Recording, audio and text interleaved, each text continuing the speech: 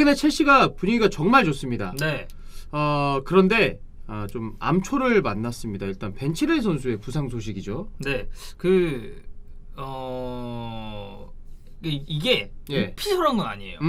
아직 구단에서 공식 발표를 하지 않았습니다. 그래요. 의심된다 정도죠. 네, 의심된다. 예. 근데 이제 뭐 어떤 기자는 그냥 십자인대 부상이다 라고 얘기하는 기자도 있었고 일단 뭐 BBC 쪽 얘기를 먼저 들어보면은 네. 칠웰과 캉테가 이제 유벤투스전에서 부상으로 아웃이 됐죠. 맞아요. 이제 칠웰이 후반 한 70분경에 빠졌고 네. 캉테가 전반 30분경에 빠졌는데 일단 수요일 그러니까 아마 정밀검사는 끝났을 겁니다. 그래요. 수요일날 정밀검사 받는다고 예. 했으니까 투엘 감독의 말을 좀 빌리자면 칠웰은 무릎에 좀 날카로운 통증이 있어가지고 바로 교체 아웃이 됐고 캉테는 약간 뒤틀렸다고 해요. 그래서 네네네. 이 두 선수가 아웃되기 전까지 폼이 너무 좋아서 굉장히 슬프고 칠웰은 경기장에서는 엄청 아파하는데 지금 약간 나아진 것 같다라는 얘기를 하더라고요. 제가 이 경기를 봤잖아요. 그러니까 네. 나가는 폼만으로 봤을 때는 캉테는 그래도 좀 보호 차원에서 일찍 바꿔준다라는 느낌을 받았고 벤치렐은 이거 좀 부상이 좀 심하겠는데 이런 느낌을 받았거든요. 제가. 예. 네.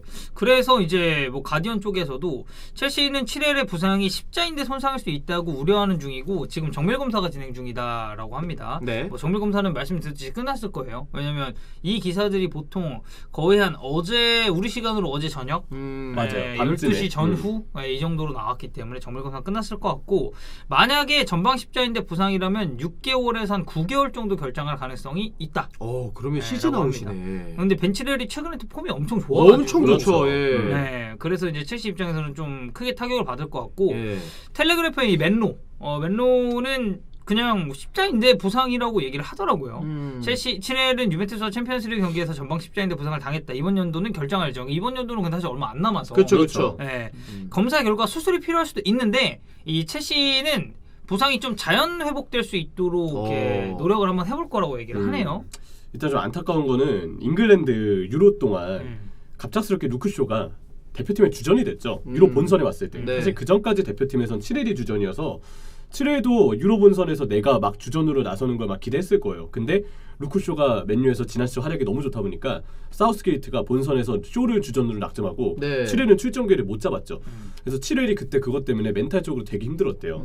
시즌 시작하고 8, 9월 동안 마르코스 알론소가 나왔던 것도 마르코스 알론소의 폼이 좋았던 것도 있지만 네. 칠웰이 그것 때문에 멘탈적으로 너무 힘들어해서 투웰이 관리를 해주고 멘탈이 회복될 즈음에 이제 서서히 경기를 나오면서 지금의 우리가 봤던 칠웰의 대단했던 초반 폼을 보여준 거거든요. 칠웰이 지금 폼이 진짜 꾸준하게 좋거든요. 아마 그 사우샘튼전에서 칠웰이 되게 오랜만에 경기에 나와가지고 근데 그날 엄청 잘했거든요. 맞아요. 근데 뭐 물론 리브라멘토에게 PK를 내주긴 했지만 그 장면 빼고는 칠웰이 엄청 잘했고 최근까지도 폼이 좋았기 때문에 이거는 투엘 감독 입장에서는 좀 고민이 될 수 있다. 그리고 첼시 팬들은 모르겠습니다. 일단 뭐 마르코스 알론소가 있긴 한데 이러면 이제 좌측 윙어로 이제 누굴 써야 될지 윙백으로 윙백으로 누굴 써야 될지가 좀 애매하죠. 일단 이 자리 경험이 있는 선수가 사우니게스예요.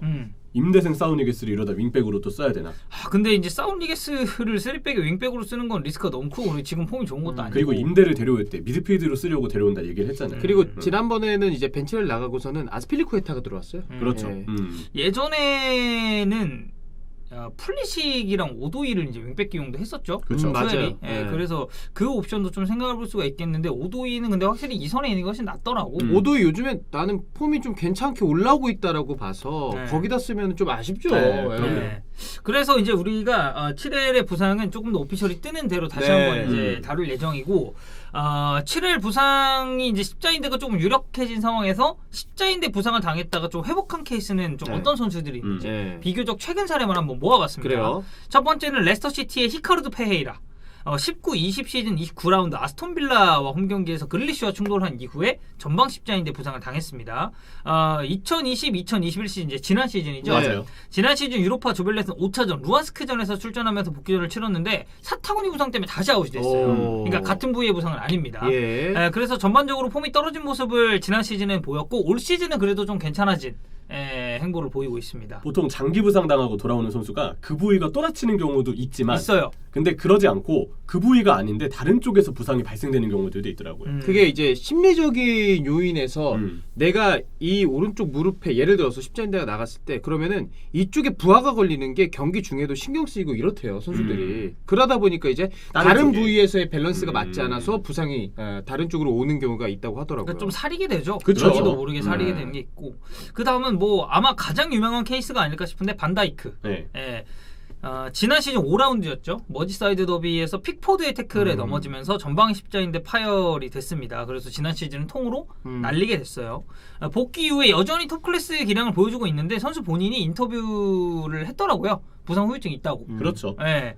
그래서 완전히 돌아오려면 시간이 좀 걸리고 지금 네. 형태는 나는 다른 사람들보다는 훨씬 빠르게 회복되고 있는 것 같은데 이게 완전히 지금 편한 상태는 아니라고 합니다. 근데 진짜 다행인 게 본인도 일단 관리하면서 뛰는 것 같아요. 예전처럼 진짜 말도 안 되게 스프린트를 끊는 걸 웬만하면 안 하려고 하더라고요. 그리고 재활 훈련도 지금 계속해서 병행하고 있어요. 디에슬레틱 쪽에서 기사 나온 거 보니까 진짜 다행인 건 이후에 잔부상이 없다는 거예요. 부상 없이 다행이네요. 계속 뛰고 예. 있고 요즘 폼은 또 판다이크가 다시 예전의 모습에 조금씩 경기를 거듭할수록 찾아가는 게 보이기 때문에 이제 판다이크는 그래도 이 부상의 어떤 후유증을 일단 당분간은 걱정 안 해도 되겠구나 이런 생각을 좀 많이 하게 되죠. 점차 본인 스스로도 천천히 회복을 하려는 것 같아요. 너무 무리하게 막 하려는 것 같지도 않고. 다행히 그리고 멘탈 준비가 잘 돼 있는 것 같아요. 그리고 아주 다행인 건 마팁이 부상이 없이 잘해주고 있기 때문에 그렇죠. 맞네. 만약에 지금 반다이크 이런 상황인데 마팁까지 부상으로 나가가지고 물론 이제 뭐 코나테가 있지만 이 어떻게 보면 반다이크랑 마팁이 그래도 가장 오래 많이 그럼요. 같이 뛰었잖아요. 가장 잘하기도 하고. 이 파트너십을 보여주고 있기 때문에 저는 반다이크가 조금 더 조급해하지 않고 부상 복귀를 천천히 할 수 있는 것 같습니다.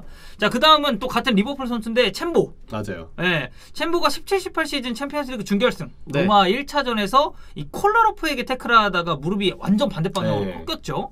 이거 라이브로 보신 분들은 보면서 악 하고 했을 겁니다. 기억이 나네요. 네. 결과는 챔보는 진짜 심했던 게 전후방 십자인대 파열 그리고 내측 측부인대 끊어졌고 여기에 반월판 손상까지 있었어요. 그래서 앞에 저희가 설명한 두 케이스보다는 훨씬 더 심하다. 부상이 중첩이 많이 됐습니다. 예. 매우 심했죠. 네. 실제로 그래서 체인벌리는 속도가 많이 떨어졌어요. 많이 떨어졌죠. 이때- 기동력이 되게 줄었죠. 이때가 오른쪽 중앙 미드필드로 체인벌린이 나와서 맨시티전에 중거리 슛 넣었고 진짜 리그에서도 넣었고 거의 제라드 빙이었어 그 중거리는. 그게 리그에서도 넣었고 챔스에서도 넣었어요. 되게 기억에 남는 골들이었고 네. 진짜 절정의 폼이었는데 체인벌린이 이때 막 고공행진을 하다가 꺾이고 그 뒤부터는 잠부상도 많아지고 속도도 좋아지고 드리블 능력이 많이 하향이 됐죠. 전체적으로 기량이 그냥 뚝 떨어졌죠. 맞아요. 아예. 그때 보여줬었던 선수랑 다른 선수라고 해도 믿을 정도. 근데 수술은 되게 성공적으로 잘 끝났다고 하더라고요. 그러니까 이제 뭐 또 복귀해서 네. 경기에 나오는 거겠죠. 자, 그다음은 르로이 사네. 네. 사네는 19-20 시즌 커뮤니티 실드에서 우측 무릎 전방 십자인대 부상을 당했습니다. 수술을 진행을 했고요. 이후 바이언으로 이적하면서 경기에 출전을 했지만 한창 좋았을 때의 폼은 아니라는 그렇죠. 평가가 많았죠. 그러니까 팀 내 좀 최고 주급자라는 점을 감안을 하면은 이 부상 이후의 폼이 저는 즉각적으로 올라올 거라고 생각하진 않아요. 특히나 저는 반다이크 케이스랑은 약간 다르게 보고 싶은 건 사네는 오히려 이제 공격수다 보니까 스프린트를 끊는 횟수도 훨씬 많아요. 그렇죠. 이런 부분에 있어서 십자인대 부상 이후에 제폼을 바로 찾는다? 이건 약간 무리는 있다고 봅니다. 확실히 사네가 이제 첫 시즌에 분데스리가에서 네. 적응이 되게 어려워했잖아요. 이게 그렇죠. 무대가 달라져서 사네 선수가 좀 이렇게 어려워하는 것도 있겠지만 부상의 여파도 나는 부상 분명히 여파가 더 매우 크다고 클 거라고 생각해. 생각해요. 진짜 이게 더 크다고 그게 생각해요. 좀 크지 않았을까. 네, 근데 이제 바이언 팬분들은 그래도 이제 주급이랑 많이 받는다. 그럼요. 잘했으면 좋겠다라고 그럼요. 이제 말씀을 하시는 거고. 요즘은 지난 시즌보다 조금 올라오고 있긴 합니다. 네, 맞아요. 그 약간 페이라랑 좀 비슷한 것 같아요. 페이라도 지난 시즌에 이제 복귀는 했는데 그렇게 폼이 좋지는 않았었고, 근데 올 시즌은 또 물론 이제 레스터 시티가 이제 팀적으로 좀 안 좋아가지고 이게 맞아요. 문제가 되지만 방금 레스터 찌찌라고 한 것 같지 않아요? 네, 맞아요. 제가 미드충이라. 네, 맞아요. 컷! 자, 마지막은 니콜로 차니올로. 차니올로. 차니올로는 십자인대 2번 나갔습니다. 한 번 오른쪽, 한 번 왼쪽. 19-20 시즌 19라운드 유벤투스전에서 우측 전방 십자인대가 파열이 됐고 네. 이때 반월판 손상까지 같이 왔어요.